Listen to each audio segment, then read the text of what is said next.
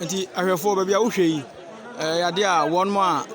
won mo ni di nsem no chiche se be popepem titintini no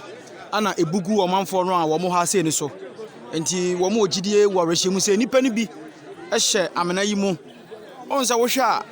asa na ti foforo no agu dada no so ha se. Nti wo mo ogidie se nipa ni bi akam ewo amena no so ha se a ye hwe nim se excavator betumi aba ha se na atime be yi nipa no a ehye fom ha se no na ama ye hu nia ekoso nipa dodo wo ha ne de ye ntumi enkire agye se bia machine bansa na betumi hu nipa dodo a akamu ho yeguso e de amanebo no e de ebrewe yi apa de nchirato fm eno eye breman kura no apa de nchirato fm ho ana sa atore nchemu we no atimi ese ye nso ne de ekire yeguso ye bo ho amanebo no e de man ye tiefo.